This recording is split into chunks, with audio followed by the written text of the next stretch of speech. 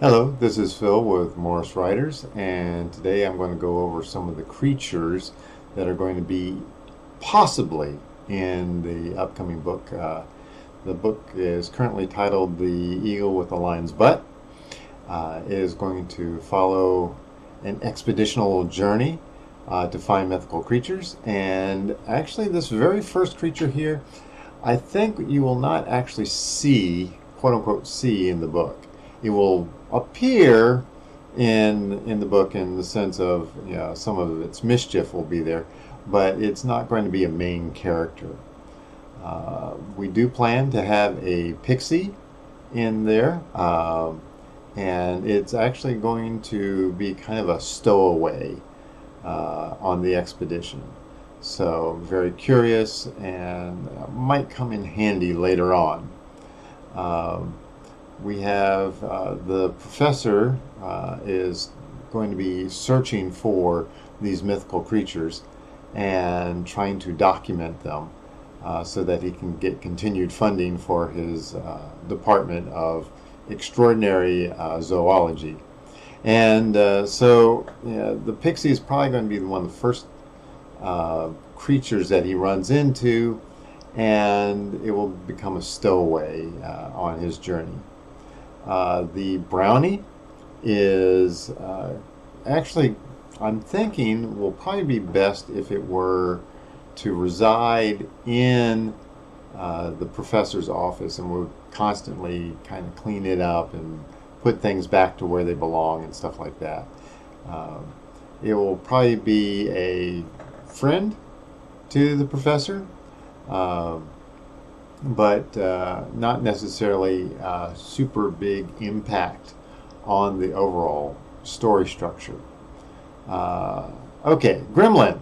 Okay, the gremlin is probably not going to be seen. The effects of the gremlin will be, we'll have various amounts of mischief and chaos caused by a gremlin or multiple gremlin, and we'll see how that turns out in the story. And let's see, let's continue on down. All right, the gnome. The professor's going to get a interesting device from the gnome here that will help him in his journey to find these other mythical creatures. And the gnome is going to be kind of an accidental sort of encounter. I don't see where it's going to be necessary for the gnome to really become a part of the journey or anything like that, but will have a very important role in the journey. So, one of the first mythical creatures the professor is going to run into is the phoenix, and he will refer to it as a phoenix chicken. And so this should be a rather humorous interaction. And as you can see, that the phoenix chicken is pretty big. It's almost the size of a turkey. It will spontaneously combust multiple times and appear dead, and it should be quite interesting. All right, later on in the journey, the professor is going to have a female traveling companion, and the traveling companion will have an invisible peacock that will be attracted to her. Somehow the professor is going to get detailed drawing anatomy of this, what he assumes to be a peacock. And there's going to be a very interesting sort of exchange between him and the peacock. Um, I haven't quite figured out all the pieces yet, but the peacock will be felt and heard, but never really seen. But somehow the professor can see it. Okay, I've got this out of order. We've got a salamander. Okay, this is going to be a volcanic creature, and So between the salamander and let me jump down to this one and the hellhound, these are going to be kind of the first real threats to the expedition. They're not going to be overly destructive, I should say, but they are going to be basically a threat to the expedition. Before that, though, he will run into a fairy dragon. The neat thing about fairy dragon, the fairy dragon might tag along for a little bit. The pixie will be able to talk to the fairy dragon, and we'll have some interesting, fun sort of things happen during the journey. Now, I don't have it pictured here, but because it's not a mythical creature, but the expedition's going to run into some other dangers, actual tigers, but the tigers will be chased off, most likely, by a dire wolf. Dire wolves are really, really huge. I mean, they stand, about 8 feet tall,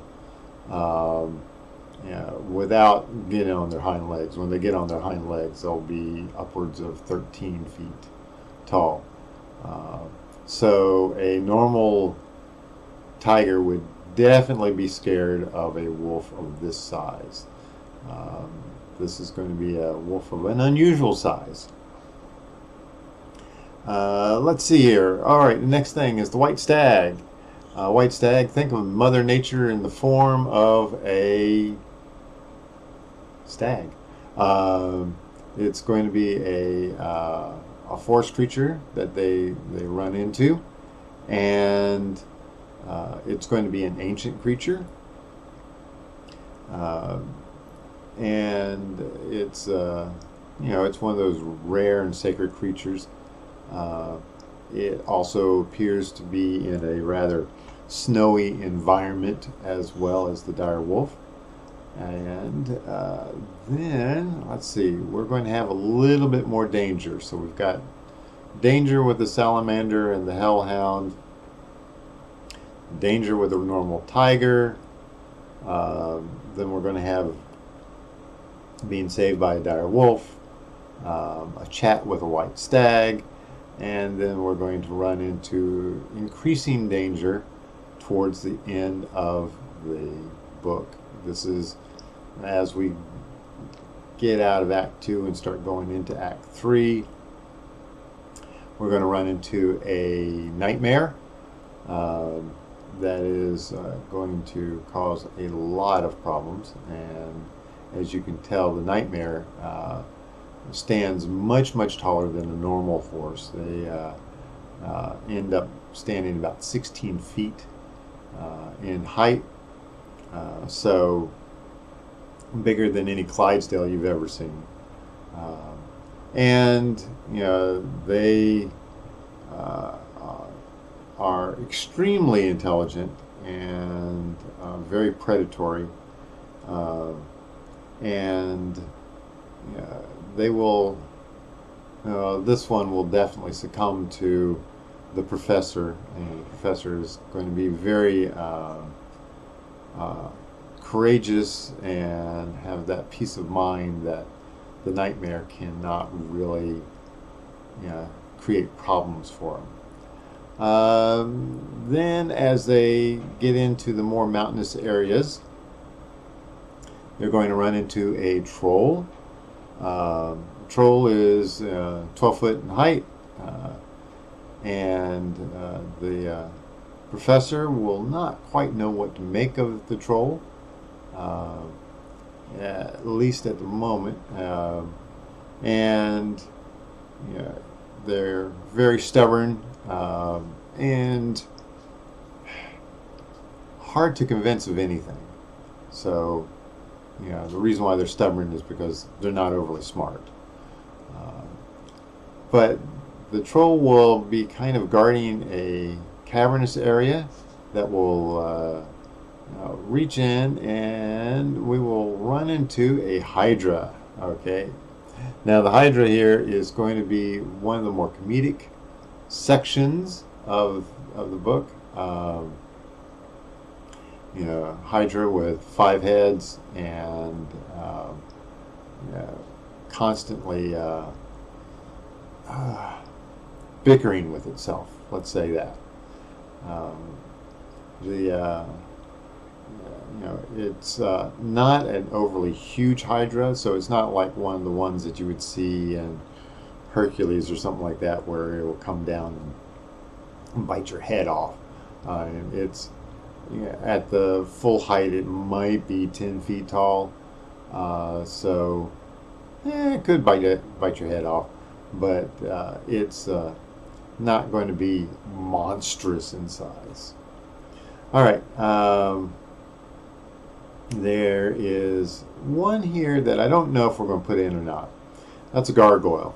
And the whole reason for the gargoyle going in is he's looking for mythical creatures, and he's going to run into a gargoyle and not know if it is a creature or not because it's made of stone. Now, it'll still be able to move, but it's made of stone. So I don't know if this will be one that he will end up trying to converse with or do anything with. All right. Now we've got 2 really powerful creatures coming up, and one of them is going to be kind of like the big, almost climax.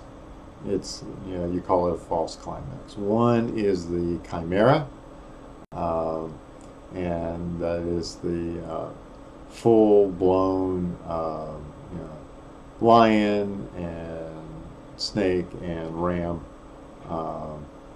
and all mixed into one. And it is a very unusual, very powerful creature. It's not overly large. It's a little bit bigger than a normal lion. But it's going to be an interesting curiosity because it's a mashup of multiple creatures. All right. Now, what I have at the moment is a wyvern that is going to be the false climax. One thing that the professor's looking for is this large winged creature that he remembered from when he was young, and that got him thinking about mythical creatures and finding them out and stuff like that. And when he runs into the wyvern, he's going to think that that may be it. But the wyvern stands about 16 feet tall, pretty large, fits, but it just doesn't seem to have the full aura about it that he remembers from his youth, when he got that notion of wanting to become this naturalist, this person to go out and find these mythical creatures. But what he will eventually run into is the griffin, which is the eagle with a lion's butt. And this will be the culmination of his first expedition. And as you can, the griffin stands about 11-12 feet tall. Going up to his shoulders about 8 to 10 feet. And how he ends up approaching the griffin is really what's going to be telling about his character, and actually as he approaches all of these creatures, you'll find that build up over time. And there's going to be a fair amount of danger with dealing with the griffin, and that is going to be very much part of the entire story. Now, I'm going to be going through, and I'm going to be making anatomical drawings for all of these creatures that the professor will draw into his journal. And that's going to be part of what's in there. These, what I have right now, are character reference sheets that I've created.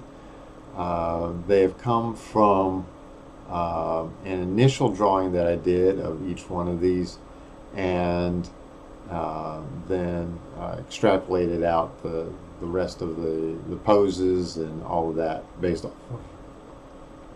my original drawings.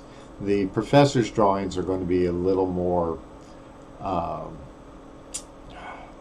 want to say, artistic. Going to be more pencil, maybe pen and ink. I don't know if I want him to do ink drawings or just pencil drawings. I'm thinking ink drawings will make more sense because he's going to be putting these into a big journal of his as he goes around, and it makes sense to have ink. I've got these, let's see if I've got one here on me. Yes, I do. I've got one of these pens right here that has, an actual, it's an actual flowing ink pen, kind of like an old quill pen. So I'll probably draw them all using this, and we'll get them created for the book. And I'm going to start. The story is reasonably outlined right now. It's kind of spotty outline, but later on this week I'll probably get all the story beats in, make sure that the story arc and all the other characters are part of this.